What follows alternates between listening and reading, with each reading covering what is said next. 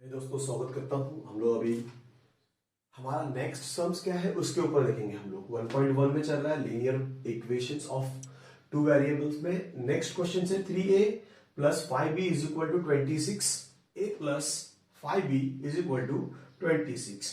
मेरा first video था उसमें बता चुका हूं मैं, बट एक छोटा सा बेसिक्स फिर से हम लोग करेंगे जिससे समझने में बहुत आसानी गिरती है हमें। ठीक है, तो देखिए हमेशा याद रखना है एक चीजों को कि अगर हमारे पास A X plus B Y is equal to C, ये हमारे पास कॉएफिशिएंट्स होते हैं और ये वेरिएबल। मतलब क्या है कि वेरिएबल हमेशा ए से लेके जेड तक कुछ भी हो सकता है। देखो अभी यहां पे ए है, ठीक है। अभी आप बोलोगे सर यहां भी ए है, तो एक्चुअल ए ये नंबर होता है। जो नंबर होता है 1 2 3 dot dot dot dot infinite -2 -1, मतलब नेगेटिव में भी होता है और पॉजिटिव में भी होता है ये नंबर। इस चीज को हम लोग को अंडरस्टैंड करना है, ठीक है। तो हम लोग सम्स के पास चले जाते हैं डायरेक्ट सॉल्व करने के लिए। सम्स को हमेशा कंपेयर करने का इस फॉर्म में है क्या, A X plus B Y is equal to C, यानी कि पहले ए आया है, सॉरी पहले वेरिएबल, वेरिएबल मैंने कहा वेरिएबल, ओके। पहले वेरिएबल आया है यानी कि जो असेंडिंग ऑर्डर एक्स के बाद में वाई आता है और लास्ट में हम लोग को कभी भी सी देना होता है क्योंकि उसके पास कोई भी वेरिएबल नहीं है। ए के बाद बी आया is equal to C, A के बाद बी आया is equal to C, right है ये। हम लोग क्या करते हैं फिर सॉल्व करने को लेते हैं। अब हमारे पास 3a plus 5b is equal to 26 है और यहां पे हम लोगों को दिया हुआ है a plus 5b is equal to 22। अब यहां पे हमें क्या होता है कि कोई भी वेरिएबल में कोई भी एक टर्म को एलिमिनेट करना होता है, यानी क्या करना पड़ता है, कोई एक को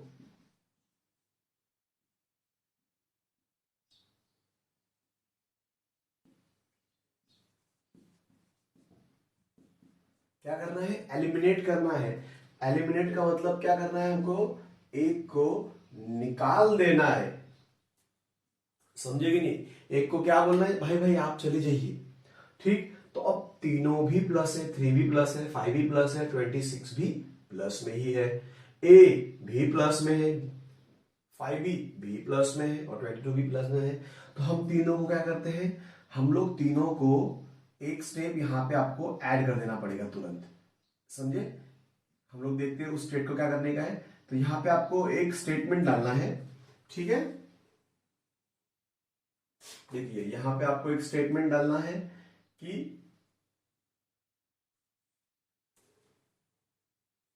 पहले मैं इसको लेता हूं, ये इक्वेशन 1 है और ये इक्वेशन 2 है। अब जब मुझे तो एलिमिनेट करना है, एक को तो निकाल देना है, तब जाके मुझे सेकंड का आंसर आएगा। ये भी एलिमिनेट, आपको याद रखना है कि एलिमिनेट क्यों करना है, हर सम में करना है नहीं करना है, कोई कोई सम में करने की जरूरत नहीं है, ठीक। वो ऑटोमेटिकली प्लस और माइनस आपको क्वेश्चंस में दिया रहेगा या तो बोर्ड के एग्जाम में भी आया रहेगा। जैसा अभी मैं आपको बता रहा हूं हम लोग को सेम उसी तरह से कोशिश करना है, ठीक है। तो यहां पे मैं आपको बता देता हूं इक्वेशन 1 एंड इक्वेशन 2 आर, क्या करना है हमको, सब्सट्रैक्टिंग, सब्सट्रैक्टिंग करना है। क्या करना है, सब्सट्रैक्टिंग। सब्सट्रैक्टिंग का मतलब हम लोग तीनों को माइनस देंगे, तीनों को, आया समझ में। तो अभी हम लोग चलो तीनों को माइनस देने के लिए जाते हैं। तो क्या होता है इसके ऊपर, देखो ये साइन बनाने की जरूरत नहीं है यहाँ पे, ऐसे इसको एग्जाम में नहीं बनाना है। तो अपने पास क्या है, 3a plus 5b is equal to 26, a plus 5b is equal to 22, ठीक है। तीनों को नेगेटिव नेगेटिव देना है। देखिए आपको तीनों को क्या करना है, माइनस प्रोवाइड करना है। तो हमारे पास 3 में से, मैंने कहा था आपको लास्ट वीडियो में, बट इस वीडियो में भी आपको समझना है। मैं हर वीडियो में आपको ना एक स्टेप बताता जाऊंगा। देखिए जैसे कि a के आगे कॉएफिशिएंट 3 है, तो इसके आगे जहां कुछ नहीं होता वहां एक होता है, हमेशा याद रखना। कुछ नहीं होता वहां पे एक होता है, यहाँ पे कुछ नहीं है तो 1 होता है। तो 3 में से 1 गया तो 2a, ये कैंसिल हो गया। 5 में से 5 गया तो 0, 0 लिखते नहीं है हम लोग। 26 में से 22 गया तो 4 बचते हैं। यानी हमारे पास एग्जैक्टली वैल्यू क्या है, 2a इज इक्वल टू 4।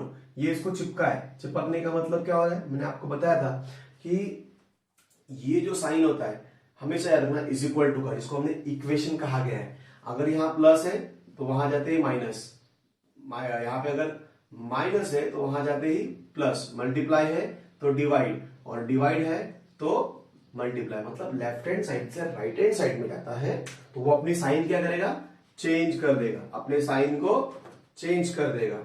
ये हमेशा याद रखना है। तो अभी हमारे पास क्या है वैल्यू, 2a यहां पे दिख रहा है आपको, है ना। 2a इज इक्वल टू 4 है तो ये इसको मल्टीप्लाई है, अपोजिट डिवाइड, 4 अपॉन 2, 2 1 जा 2 2 जा, a की वैल्यू 2 आ चुकी है। तो अब हमारे पास अभी a का वैल्यू आया है, हमारे पास b बाकी है तो हम लोग b निकालते हैं, ठीक है। तो b वैल्यू निकालने के लिए हम लोग क्या करते हैं कि यहां पे लिखना है this value putting in equation 1। आप इक्वेशन 1 में डालो या 2 में डालो, आंसर सेम आएगा। मैं डाल के दिखाता हूं आपको, पहला 1 में डाल के दिखाता हूं ताकि आंसर आ जाए, ठीक है। इक्वेशन 1 क्या है मेरे पास, 3a plus 5b is equal to 26, ये अपना इक्वेशन 1 था। तो a की वैल्यू, यानी a नहीं लिखूंगा मैं भी, क्योंकि a की वैल्यू 2 आ चुकी है, यानी कि 2a था। आया समझ में, मतलब देखिए ये जो वैल्यू दिख रही है ना a की, अब मैं इसकी जगह पे क्या लिखूंगा, 2 plus 5b is equal to 26।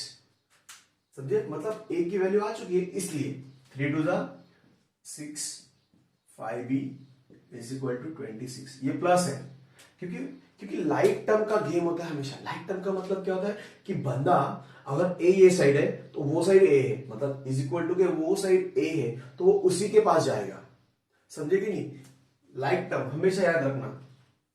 तो ये प्लस है, उसके पास जाएगा। 5b इज इक्वल टू 26, ये प्लस था, उधर गया तो मैंने आपको बताया था इसके पहले सम में माइनस करेगा। तो मेरे पास टोटल वैल्यू क्या आएगी, 5b 20 आ गया, है कि नहीं। तो अभी आपको मैंने जिस तरह से यहाँ पे ये चिपका हुआ है, तो ये चिपका है, चिपकने का मतलब क्या होता है, मल्टीप्लायर, मल्टीप्लायर का अपोजिट डिवाइड होता है, यस। तो आपके पास वैल्यू है 5b is equal to 20, b is equal to 20 divided by 5, 5 1 जा 5 4 जा, तो b का वैल्यू आ गया आपके पास 4। हमारे पास a 2 आया और b 4 आया। अब आपको एक मैं यहां पे ना एक आपको एक्स्ट्रा स्टेप बता रहा हूं। आपका सम्स यहीं पे खत्म हो गए हैं, आपको इसके आगे नहीं करना है, बट आपको ना कंफ्यूजन रहेगा कि क्या है वाकई में इक्वेशन 2 में डालने के बाद वैल्यू वही आएगा क्या, तो हम लोग चेक करते हैं, ठीक है ना। मैं अभी आपको इक्वेशन 2 देखते, a plus 5b is equal to 22, ये हमारा इक्वेशन 2 था। समझे कि नहीं, ये जस्ट मैं आपको जस्ट एक जस्ट ये वाली वैल्यू वहां पे है ना, मैंने मतलब जैसे इक्वेशन 1 में डाला था यहाँ पे, अब मैं इक्वेशन 2 में अगर हम लोग इसकी वैल्यू पुट करते हैं, यहाँ पे लिखा this value putting in equation 1 की जगह पे मैं 2 पे पुट करता हूं तो भी 4 ही आता है क्या, हम लोग चेक करते हैं। तो इसकी वैल्यू कितनी दी है, देखिए a की वैल्यू कितनी आई है 2, ओके। तो ये प्लस है, ऑब्वियसली वहां पे जाएगा तो माइनस करेगा, 22 minus 2, 5b is equal to कितना आ गया 20, मल्टीप्लायर का अपोजिट डिवाइड, 5 1 जा 5 4 जा, तो b इज इक्वल टू 4। तो देखिए ये आपको लिखना नहीं है, आपका आंसर फिनिश। आंसर आपका यहां पे फिनिश है, जस्ट मैं ये आपको बता रहा हूं कि अगर वैल्यू अगर इक्वेशन 2 में भी हम डालते हैं तो भी आपका वही आंसर आएगा, कोई चेंजेस नहीं आएगा इसमें। और अभी कैसे पता करना है कि मेरा आंसर राइट है, आपको इतना पता रहेगा, आपने इतना लिख दिया। अब आपको कैसे पता चलेगा कि अरे हाँ यार मेरा आंसर राइट है या मेरा आंसर रॉन्ग है, ये भी आपको मैं सिखाता हूं कैसे फाइंड करने का, समझे कि नहीं। तो मुझे उसके लिए कोई एक चीज को ना इरेज करना होगा, पोज देना पड़ेगा, बोर्ड छोटा फट रहा है कि नहीं। तो हम लोग क्या करते हैं, यहीं पे सॉल्व करते हैं, अल्टरनेटिव मेथड यहां पे। ठीक, तो वो आपके ऊपर, वो आंसर नहीं है, आपका आंसर एक्चुअली यहां पे फिनिश हो गया है। मैं जस्ट एक बोलते हैं ना सेल्फ चेक, कोई कोई स्टूडेंट को कॉन्फिडेंस कम रहता है कि अरे बाप रे मैं तो ऑनलाइन में सीखा हूँ, वीडियो वो भी यूट्यूब में सीखा हूँ, मुझे आता है कि आगे नहीं आता है, पता नहीं, रॉन्ग भी हो सकता है। तो हम लोग क्या करते हैं, चेक करने का कि रॉन्ग है या राइट है। चलो 3a plus 5b is equal to 26, check कैसे करते हैं, आंसर राइट है या रॉन्ग है।